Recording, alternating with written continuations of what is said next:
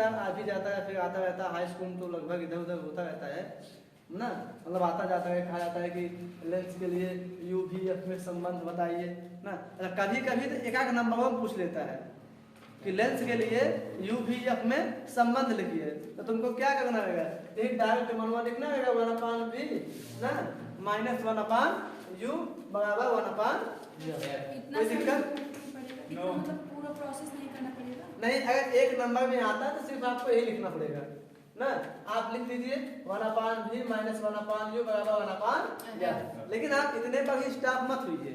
अब एक नंबर का मतलब आपका आधा पेज तो भागना चाहिए ना। फिर वहां पर कैसे करेंगे, इतना लिखने के पश्चात नीचे लिख देंगे जहां v बराबर प्रतिबिंब की दूरी ना, u बराबर वस्तु की दूरी, f क्या है उसकी फोकस दूरी। 4-5 सेंस का होगा। यस सर, हो गया। कि तरीका हमसे पूछे काफी कैसे भगा जाता है। ठीक है, तो बात समझ में आपको। तो आज हम क्या पढ़ेंगे, लेंस के लिए यू भी एफ में संबंध। ठीक है, लेंस के लिए यू भी एफ में संबंध। तो सबसे पहला काम हमारा क्या होता है, आप ध्यान देंगे। सबसे पहला काम ये होता है कि हमने एक उत्तल लेंस लिए, क्या किया, एक उत्तल लेंस लिया। उत्तल लेंस के मुख्य अक्ष पर एक वस्तु AB रखा ना। अब वस्तु AB से ना मुख्य अक्ष के समांतर एक किरण जाएगी ना, जो अपवर्तन के पश्चात फोकस से गुजरेगी। यस। ठीक है, इसी बिंदु A से एक अन्य किरण AC निकलेगी जो सीधे निकल जाएगी। किरण DA डैश किरण क्या हुआ हमको,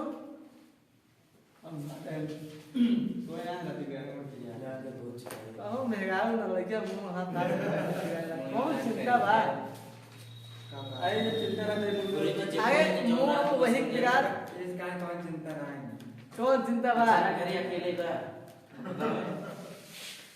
इतना चिंता लेके भाई जिन चलता है सब जीवन वही से खत्म कर रात के। अरे तो पूरे 50-60 साल पड़ा बाटे वो कैसे गुजरेगी ना। कहा जाता है बाल्यावस्था वह अवस्था होती है जहाँ बच्चे चिंतन मुक्त रहते हैं। तुम लोग हमारे से अरे हमारी तरह तो हमसे भी ज्यादा गए गुजरे, हमें तो इतना चिंता की देखे बाल और सब छड़ गए, बचाए रखो। ठीक है, आइए फोकस करते हैं। एक उत्तल लेंस है, उत्तल लेंस के मुख्य अक्ष पर एक वस्तु AB रखा गया है। वस्तु AB से मुख्य अक्ष के समांतर एक किरण चलेगी जो अपवर्तन के पश्चात ना फोकस से होकर गुजरेगी। एक अन्य किरण AC चलेगी जो सीधी निकल जाएगी। ये दोनों किरणें बिंदु A डैश पर काटती है, जहां पर A का प्रतिबिंब A डैश और B का प्रतिबिंब B डैश प्राप्त होता है। अर्थात कुल मिला के हम कह सकते हैं वस्तु AB का प्रतिबिंब A डैश B डैश प्राप्त होता है। इतनी बात समझ में आई। अब देखिए, अब हमें इसके लिए सूत्र को सिद्ध करने के लिए सबसे पहले क्या लेंगे, क्या कहा गया, त्रिभुज ABC त्रिभुज A dash B dash C, त्रिभुज ABC त्रिभुज A dash B dash C। अब इसमें ध्यान देंगे ABC कहाँ पर है। देखिए त्रिभुज ABC, ये आपका त्रिभुज ABC है, ये त्रिभुज आपका क्या है A dash B dash C है। ठीक है, दोनों में ध्यान देंगे तो कोण ACB, कोण ACB और कोण A डैश CB डैश क्या है, दोनों शीर्षा विमुख कोण है। कौन से कोण है, शीर्षा विमुख कोण है, और शीर्षा विमुख कोण आपस में बराबर होते हैं। त्रिभुज ABC में B समकोण है, त्रिभुज A dash B dash C में B डैश समकोण है ना। अर्थात हम कह सकते हैं इन दोनों त्रिभुज की दो कोण बराबर हैं। और जब किसी त्रिभुज के दो कोण आपस में बराबर होते हैं ना, तो दोनों त्रिभुज आपस में क्या होते हैं, सर्वांग सम। क्या हम लिख सकते हैं, अतः ना ए समरूपता से ये दोनों त्रिभुज आपस में क्या है, सर्वांग सम है। जब ये दोनों त्रिभुज आपस में सर्वांग सम है तो इनकी संगत भुजाओं का अनुपात भी आपस में बराबर होगा ना।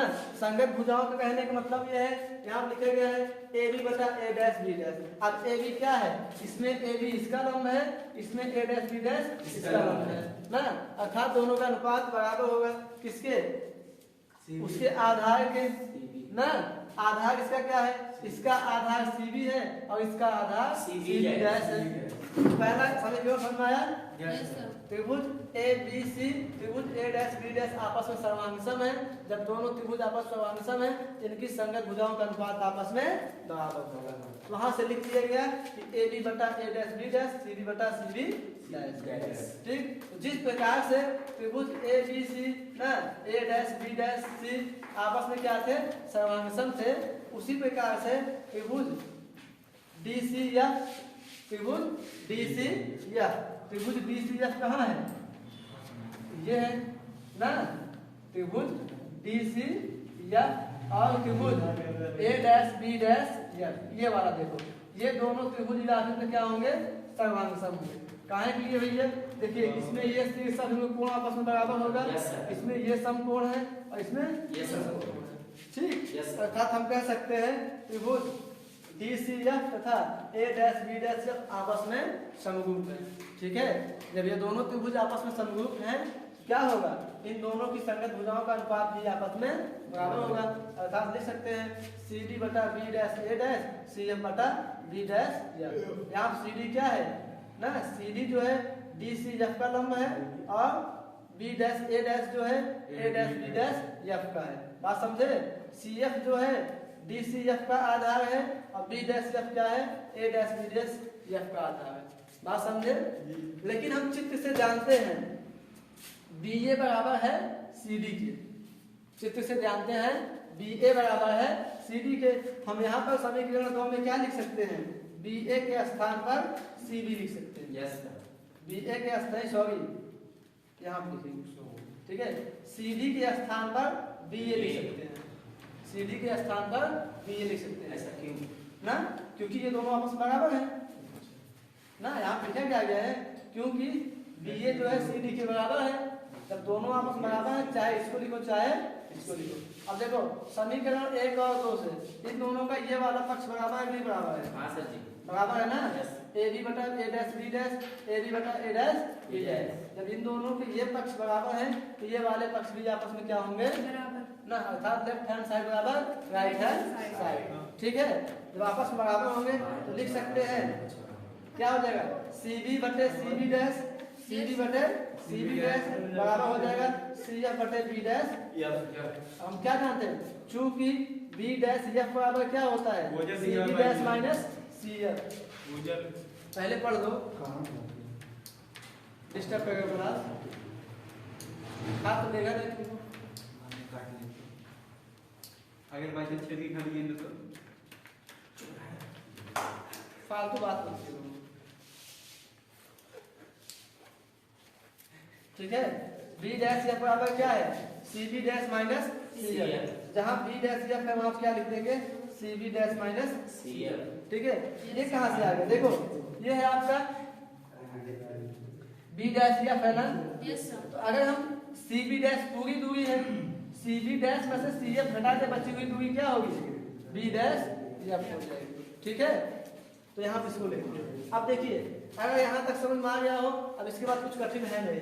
यहाँ पर वस्तु की दूरी क्या हो जाएगी, वस्तु की दूरी सी बी हो जाएगी, वस्तु की दूरी सी बी, उसका मान क्या है माइनस यू है। प्रतिबिंब की दूरी क्या हो जाएगा, सी बी डैश हो जाएगा ना, उसका मान भी है, और फोकस को आप रिप्रेजेंट करते ही है। यस सर, ठीक, यस, तो लिख दीजिए जहां पर देखो, अब समीकरण 3 में देखिए, जहां पर सी बी है वहां क्या रखेंगे, सी बी का मान क्या है माइनस यू है, तो माइनस यू लिख दिए।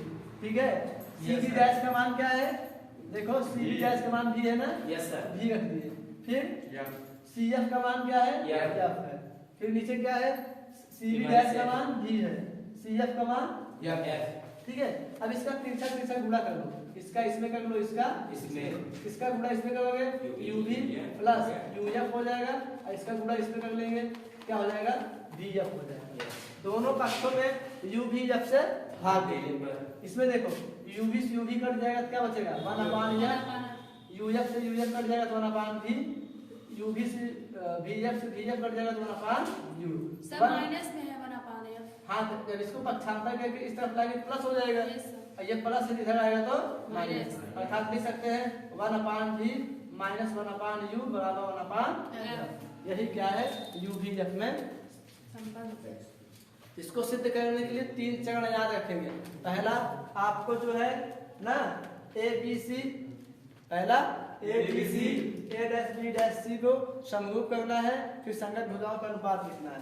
Yes, ठीक, फिर त्रिभुज डी सी एफ, ए डैश बी डैश एफ को समरूप करना है, इनकी संगत भुजाओं का अनुपात करना है। दो जगह आपको संशोधन करना है। पहला क्या है, बी ए के स्थान पर सी डी रखना है, और दूसरा क्या है, बी डैश एफ के स्थान पे C B dash minus C F रखना है। जब ये दोनों मान पुट कर दोगे, ये दोनों मान पुट कर दोगे, तब ऑटोमेटिक समीकरण 3 मिल जाएगा। और इसी समीकरण 3 में जो है यू भी एफ रख देंगे। ठीक है, जी। इसी समीकरण 3 में यू भी एफ रख देंगे। कोई दिक्कत? आगे चले।